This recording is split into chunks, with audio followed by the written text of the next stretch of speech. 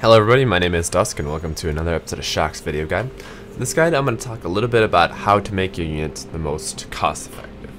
And so what I mean by cost effective is that the amount of money it takes for you to make your unit should be greater than the amount of units in resources that your opponent makes that your unit kills. So basically what it means is when you go and trade units with your opponent when you're fighting with them, you basically end up spending less money on units that you have died. And so why you want to be cost effective is basically you can just assume that unless you're playing against a Zerg, which has a drastically different economy, and even so sometimes against Zergs is because their early game economies are similar to Terrans and Protosses, but you can just assume that your opponent, if they're not doing like a drastically different build, their economies are similar to yours. And so the more cost effective you can make your units are, the better you're going to get at this game. And that's just a micro tactic or just a unit decision choice that you guys are going to learn over time, which really helps you improve your game. And it's going to work against, a really aggressive play, with proxies or whatever, and it's also going to work against work as a macro player, even if you're going to be defending against really aggressive play. And so the few things I want you to consider, first of all, is that Zerg economies, yeah, they're going to be really good, but Zerg also is sacrificing a lot for their economies, and if you can pressure the Zerg, it's just going to make it a little bit difficult for the Zerg player to catch up. And so that's why still a lot of players do pressure the Zerg, and it's just a common thing, basically try to catch a Zerg player off guard. But anyway, talking about units cost effectiveness, let's go over a few things that every unit's going to have. So they're going to have range, they're going to have DPS, which is a combination of their attacks, their damage, and their attack speed, and then they have their health, and then they have any kind of special abilities, and then they have their movement speed. Now all of those play a factor into the cost of the units. So let's take Zerglings for example. I'm not talking about upgrades here, so unupgraded Zerglings versus unupgraded Marines. 1v, two Zerglings versus one Marine. And Zerglings are gonna win 100% of the time, just because that's just the nature of Zerglings. They are, in low numbers, very good against Marines, and the reason being is that they're limited by surface area. Now, surface area doesn't come into play because when you're in low numbers, and so that's something you have to keep in mind, that low numbers of Zerglings are going to be better against Marines for that sole reason.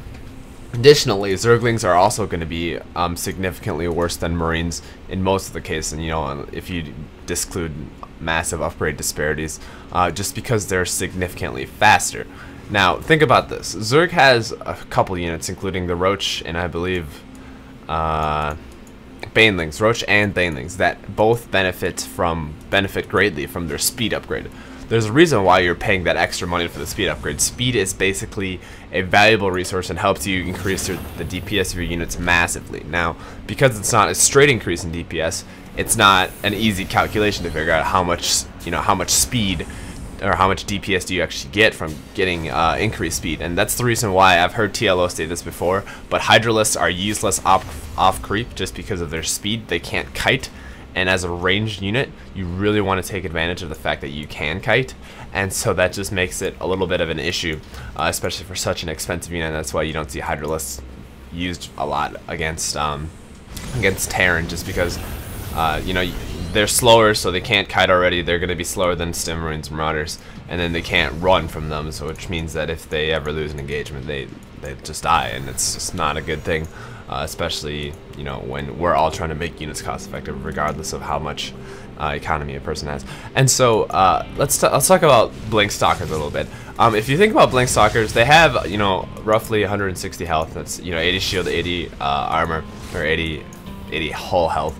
And if you think about that, it's kind of pretty high, but then again their damage is really low. Like one Stalker really is going to be able to output the damage of one Marine. I believe I've read something that a Stim Marine has almost as much DPS as a Stalker, which is incredible considering a Stalker has 125 or costs 125 minerals and 50 gas, while a Marine only costs 50 minerals. Now the main difference between the two is that the Stalkers, first of all, they move significantly faster.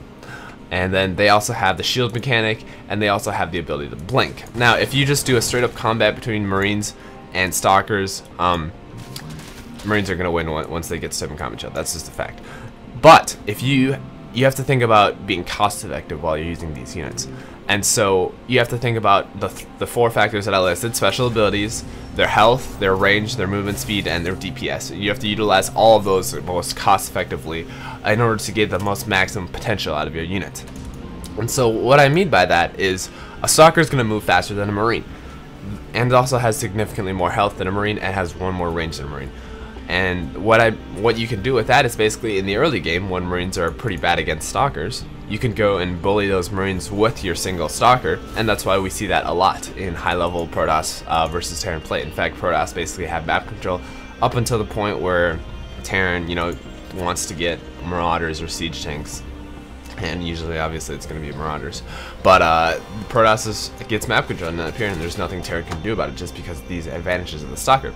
Additionally, we see a lot of Blink Stalker all-ins. Now, if a Stalker goes to the front, even if it's fighting a bunker, or even if the Terran player has no bunker, and the Protoss player has Blink but doesn't use it, chances are the Protoss player is going to be able to lose, just because Stalkers do horrible DPS. They're not very tanky, even despite their 160 health.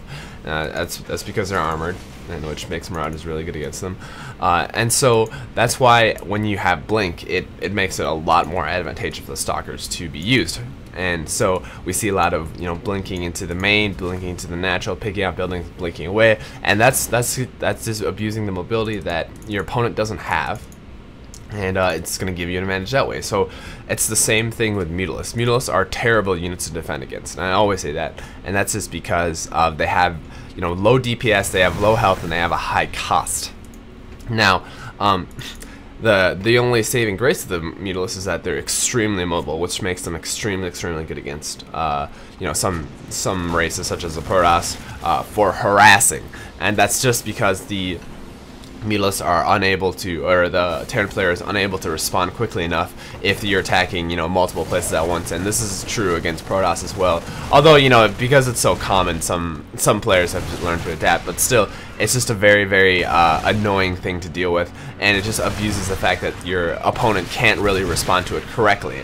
And so, what I want you guys to do is think about every single unit as being equal. And I know that's like a strange concept. There's a few exceptions, such as the Carrier, the Battlecruiser, and the Reaper. But aside from that, think about every unit as being equal, and just think about it as the better units are going to cost more, and the weaker units are going to cost less. But cost-effective wise, there's no bad units besides the exceptions I listed, and that's and the main reason is that each unit has its own advantages. And so we see the Siege Tank and the Marine. They're both equally good units, but it's not like you can de facto, replace one unit with another. Late game, this is kind of not true as Terran if you go pure ghosts, but that's why they nerfed that, and so that's why we see the resurgence of Marines and Thors again. And so think about every unit as equal. Banelings cost gas, but they do a lot of burst damage, whereas Marine or Zerglings cost only emitters, but they don't do a lot of burst damage. And it's actually an interesting fact. If you're going against pure Marines and Marauders, even if you're going against pure Marauders, if you just mix in some Banelings, you're going to be able to kill them faster.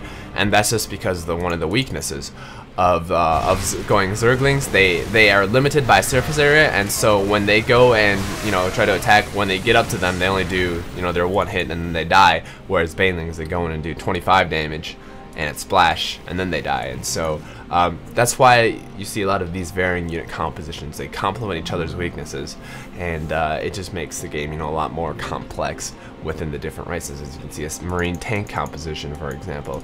Marines aren't very good against Banelings, obviously, and so that's why you get the tanks to focus fire the Banelings.